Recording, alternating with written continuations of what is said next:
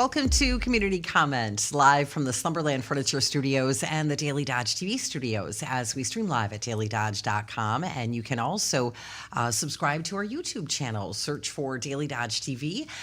Take care of getting your subscription to the channel all taken care of. And before you dive in to enjoy some of the great shows and content, make sure that you also click on the notifications icon so you don't miss any of the happenings here in the Daily Dodge TV studio. I'm Amy Hudson, and I have two of my favorite people joining us here today on Community Comment. We have local historian Roger Noll, who is with us, and he is joined by Anita Strike, who is fresh on the heels of a big event from the Beaver Dam Community Library this past Saturday. Anita is the Information and Community Services Librarian, and she was handling the history portion of the Back to the Future extravaganza, better known as you said before we hit the air, the Roof is Done party at the Beaver Dam Community Library. Congratulations. I hope everything went well. It was fabulous. We saw a lot of great people, and I got to handle a lot of the history, so that's always a lot of fun, just to kind of go back in future and see what librarians did, years and years ago. Well, you had a beautiful day for it. We and did. I had asked Roger before you arrived how long the two of you had been working together, and he said about 20 years. It's been about that long. So coming up next Wednesday, there's another great program happening at the Beaver Dam Community Library with Roger right there at the helm. And I know that we're still getting to know one another, but you are such a modest person, and you crack me up because on the notes that you handed me, Roger Noll, a guy, and I like to be kind of formal. It's like you are so immersed in Beaver Dam history, and just really a pleasure to have on our shows here. And you have this program coming up next Wednesday, 6 o'clock at the Beaver Dam Community Library. And the focus is the history of the Malleable Iron Range Company, better known as Monarch Ranges. Yes. So what inspired you to pull together the program for this? I don't know. Let's see. What would have inspired me? Well, I just got a bunch of stuff on it. The Historical Society, somebody up in somebody's attic, and it must have been a past employee of Monarch. There were these 3 reels of 16 millimeter film, and everybody was all excited, and I can transfer that to digital. Mm-hmm. So I took it home, and unfortunately, all 3 were the same thing. But it was a half an hour advertisement for Monarch in the 1950s. Nice. That kind of, it was kind of like a trade advertisement. It's a half an hour long. It would appear that Whirlpool or some other could use it too. And then at some certain point in time,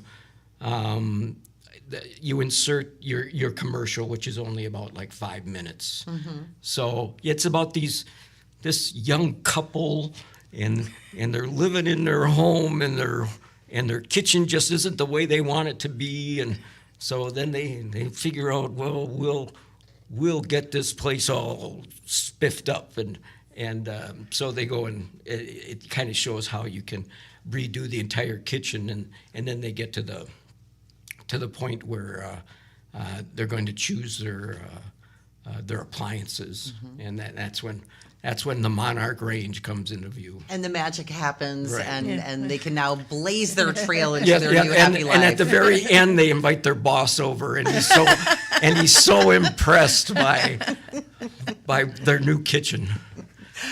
So when did the Monarch ranges start to hit the market? Really take us back to the beginning.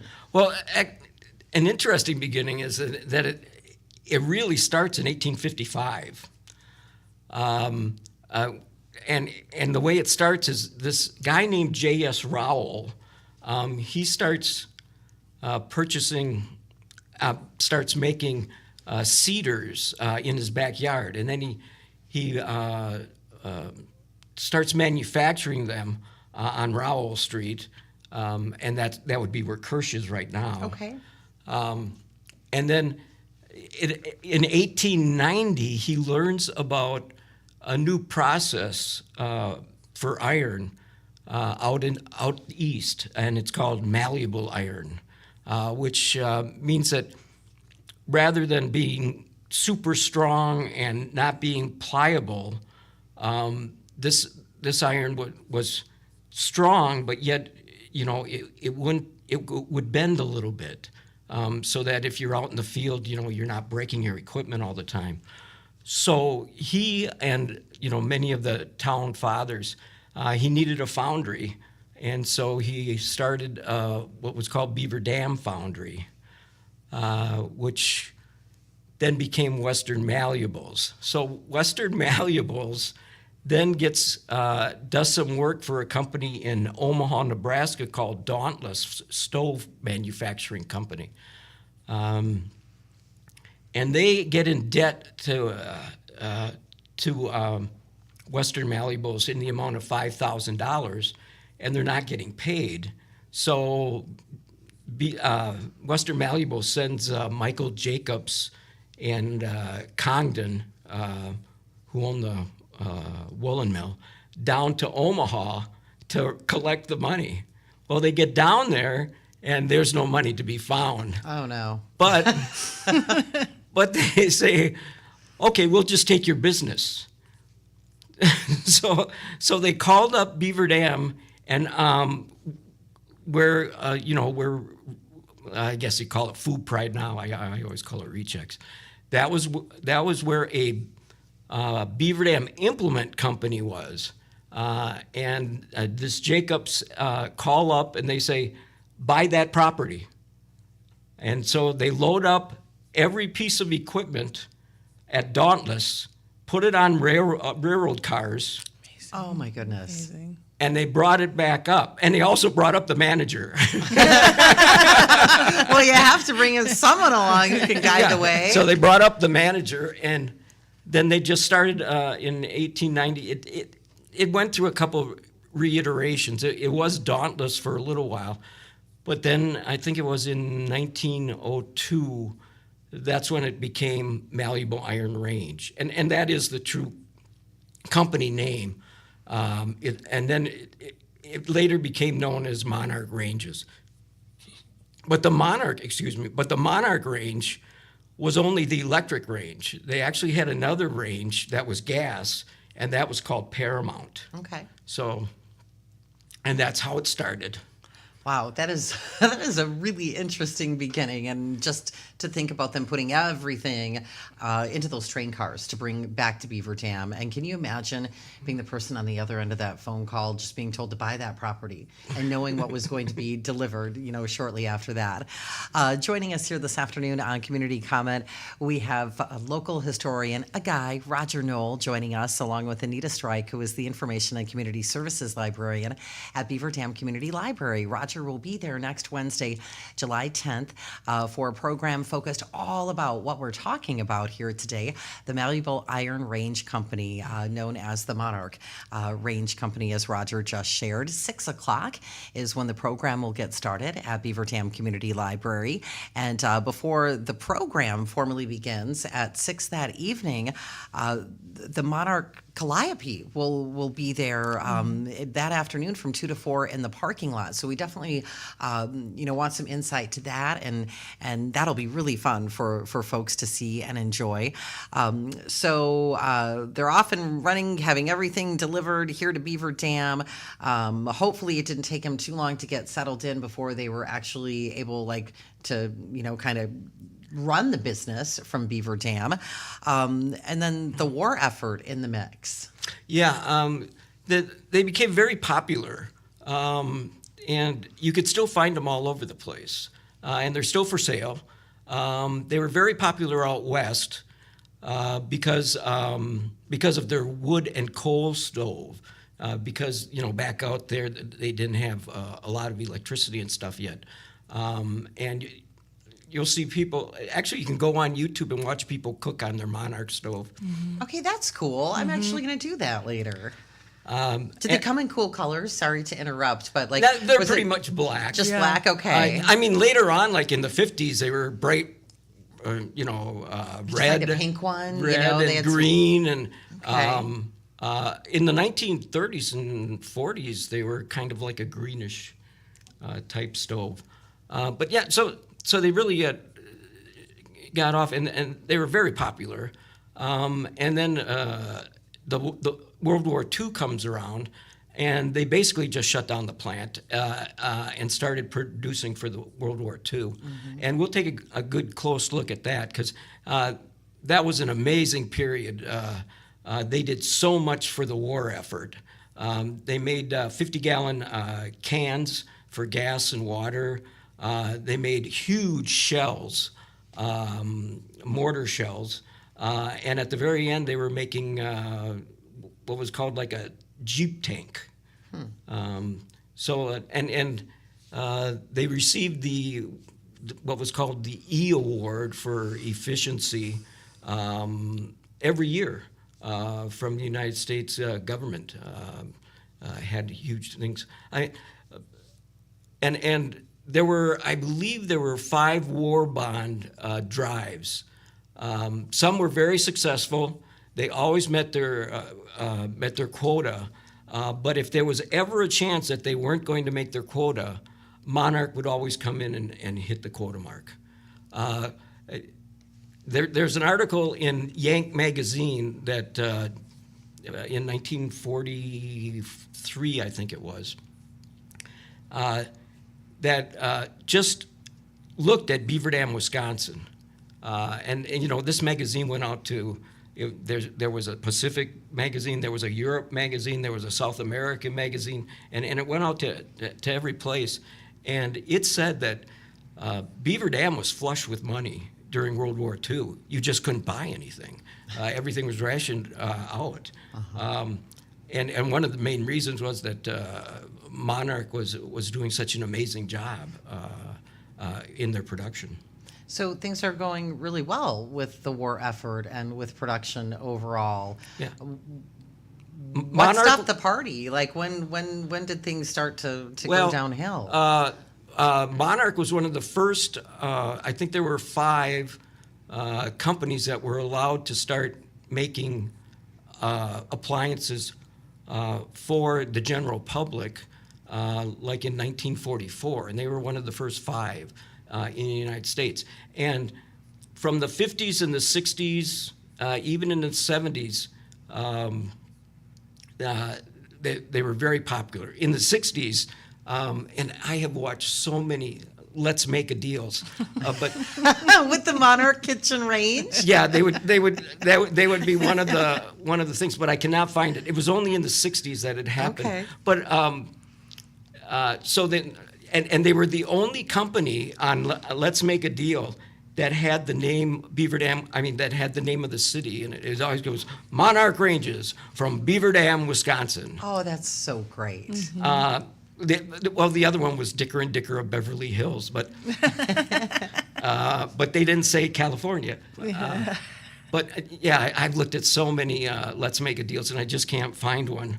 But yeah, they were very popular, and they were very well built. And that I think was one of the problems. They were so well built, there was no obsolescence going on there. I mean, They really lasted. They went the they distance. lasted forever. I still have a friend that still has one in her kitchen. Oh, she my worked for goodness. Monarch, and the only problem, she's trying to find the right knob for Okay. it. No, in my house, it was purchased in 1954. There was a Monarch water heater in there, Okay. and it lasted until about 5 years ago. So that Wow, that is so impressive. No kidding. I know we're, kind of giggling, but Roger, when you talk about perhaps that led to the demise, my goodness. that and asbestos. Yeah. Asbestos led to its demise. They got caught up in a lot of, and of course, nobody knew that asbestos was harmful in any way.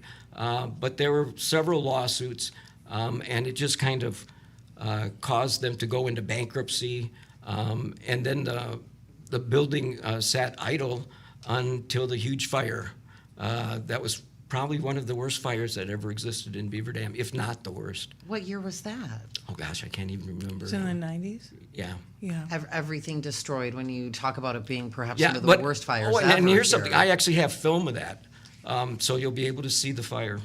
Okay.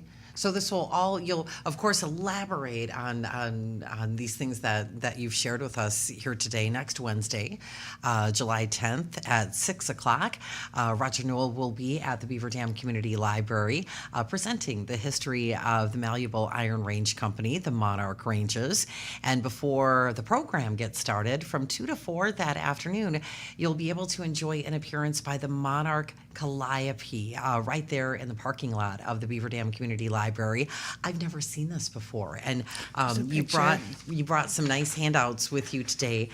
Tell us about the Monarch Calliope. This is a big deal to have this here. Yeah, the Calliope was originally created by Monarch for the Centennial Parade, and it was a staple for every event in Beaver Dam from the 40s through the 70s. It would be at Swan City Park. It'd be in every parade. I remember it vividly as a kid growing up. And so when it came time for the 175th anniversary of Beaver Dam, I was just looking for. Monarch put out a coin for its centennial. Okay. And I was just looking at for those on eBay, and all of a sudden popped up these huge medallions that were on the original Monarch Calliope. Oh my Is that goodness! Serendipitous. Well, no 175th kidding. anniversary. And so I bought them. I was just going to ask, did it take you a minute to figure out what you were looking at? Of course, you bought them. So I bought them, and I said, well, why don't I build the Calliope around them? Oh my goodness! And so I did. I did. I told him earlier before we started the show, if he catches me just staring at him, it's because I find him completely fascinating. And then he shares this with us. Roger Noll, wow. Yeah. There's a Calliope dealer out of Chicago. Do you need me to pick anything up for you? I'm headed that way on vacation next week. Okay. And it just so happened he had almost like an exact copy of the kind of one that was in the original, and it was for sale in Milwaukee. Wow. So I ran down there and bought that, and then my nephew gave me one of the trailer, and then for like a whole month in the old metal fab company, I built it. I built everything that went around it. Did you paint it too? Oh yeah, I did. Yeah. I did painting. I did all of the decoration. I cannot wait to see this. People should make time. It'll be in the July 4th parade in Columbus too. Oh, well, Ninja and I will both be there because we're live streaming that parade here on Daily Dodge TV. So I'll get my first glance of it on Thursday during the Columbus 4th of July parade. And then next Wednesday, from 2 to 4, the Monarch Calliope will be in the parking lot at Beaver Dam Community Library, leading up to Roger's presentation and his program, The History of the Malleable Iron Range Company. Am I pronouncing that right? Yeah. Okay, thank you. This is really going to be such a fun day. Will you be on hand, like closely guarding the Calliope when it's there, like just sharing with folks? I have to run it. Yes. Yeah. I can't wait to hear it. They sound. I mean, it's a sound that really transports people back in time. And just knowing how this all came together. You're just spending some time on eBay, and wow, what a journey. I'm getting the feeling, Roger Noll, that there's really nothing you can't do. Like you rebuilt the Monarch Calliope. This is amazing. Roger Noll, local historian, is with us here today, along with Anita Strike, who is the Information and Community Services Librarian for Beaver Dam Community Library. Anita, you have such a fun job being able. I do. You really do. Being able to, pull great programs like this together for folks to enjoy. Work with really cool people like Roger. How long have you been doing what you do at the Beaver Dam Community Library? In December, it'll be 24 years. Wow, congratulations. Yes. And we really believe on bringing in local talent as much as we can to showcase people in our local area, because Dodge County has the most amazing people. They just really do cool things. So. Yeah, I've been discovering that more every day as we hear from folks that want to join us on our Hometown Today program, and it's a really cool area. I'm so happy that I landed here with my family, and this is just one of many programs that people can enjoy at the Beaver Dam Community Library. There really is something for all ages, and who doesn't like chocolate? If you're watching the stream on Daily Dodge TV and on our YouTube channel, Anita brought in some information about a chocolate tasting and presentation from bean to bar. Tell us about this. Right. So at one of our other programs, someone that works at Captain's Chocolate told me about Captain's Chocolate. Never heard of it before. And she said, you have to have Sarah come to your library and do a chocolate tasting. So I thought, what a perfect time to bring Sarah in some of our summer programs, to bring her out and talk about her chocolate company called Captain's Chocolate in Neosho. She's going to take us from the chocolate bean all the way to making the dark chocolate bars and all the other products that she offers in her business, as well as we're going to get to taste it. Oh my goodness! And Yeah, you will and you've tasted love it. it. Yes, it is so good. She is a burst of fantastic energy and very passionate about Captain's Chocolate. And I've seen how it's made there, and I've enjoyed a lot of it. It's very good, and the story behind Captain's Chocolate, folks will really enjoy hearing that story, and of course, tasting the chocolate. Right. So that's the day before Roger's program on the 9th at 6 p.m. as well. Okay. Yeah. And I know you have other things happening this summer too. Is there anything else you would like to share with us today? And your website is great too, if you want to please share the website. Our website is www.cityofbeaverdam.com/library. It should be for a little while yet, but we're getting a new website soon. So Wow, so there's a lot far you'll be happening. redirected once we get our new website, but all the great information will still be on there. I looked at our calendar for July, and we have something going on every day. We're open except the 24th of July. Well, let's book it. Roger, what are you doing on the 24th? Yeah, do a movie. right? Possibly. Yeah, let's think about it. That is really impressive. So on Thursdays, we have performers for families and children, and that's at 2 p.m. every Thursday, something going on. And then Friday Fun, Miss Sam has different like hands-on programs that kids can do, and that starts at 11 every Friday during the summer. And then we're really excited to try this out. We're doing a jigsaw puzzle challenge. So you can get together a team between 1 and 4 people and register for our jigsaw challenge. And that's on the 13th at 10 a.m. And you just have to call the library to register your team or go online and register. And our phone number is 920-887-4631. We had a puzzle company donate all of the same puzzle, and people are going to have 2 hours to try to complete that puzzle, and then they'll get a prize. The winning team will get a prize. Oh, I love that. Do we know how many pieces are in the puzzle yet? 500 pieces. Okay, wow. Yeah. So it shouldn't be hard, right? No, not at all. My oldest daughter, she's 17. She loves puzzles, and it's amazing how quickly people who are really good at it. I mean, it takes no time to put together a 500-piece puzzle. I am not quite that fast. Another thing we have in the library, if you don't like to compete, is we have a library puzzle that we put out on a puzzle table, and people just come in whenever they feel like it, put a couple pieces in, or sit there for a couple hours and work on it. So we always have a new puzzle, and then we feature it.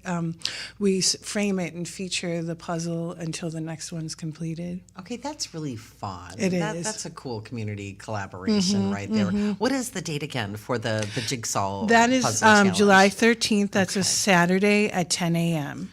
Excellent. There's always something happening at the Beaver Dam Community Library, and we have only just a minute left. Anything else quickly that either one of you would like to share? Keep reading, keep learning. Excellent. I love it. And Roger? Yeah, I'm done. Roger Noll, a guy. He's a really smart local historian, and we thank each of you for your time here today. And Roger will be at the Beaver Dam Community Library next Wednesday, July 10th, 6 o'clock. Please join him for the history of the Malleable Iron Range Company, aka Monarch Ranges, and make your way there earlier so you can see this magnificent Monarch calliope that Roger restored himself. That will be in the parking lot of the Beaver Dam Community Library from 2 to 4 next Wednesday. Refreshments will be served. Come on out and enjoy some time with your friends and neighbors. Anita Strike, thank you very much. Thank you. Roger Noll, thank you. And good luck on the program. I will see you with that Monarch calliope in the 4th of July parade in Columbus. This has been Community Comment on your hometown station, 95.3 WBEV, powered by Daily Dodge.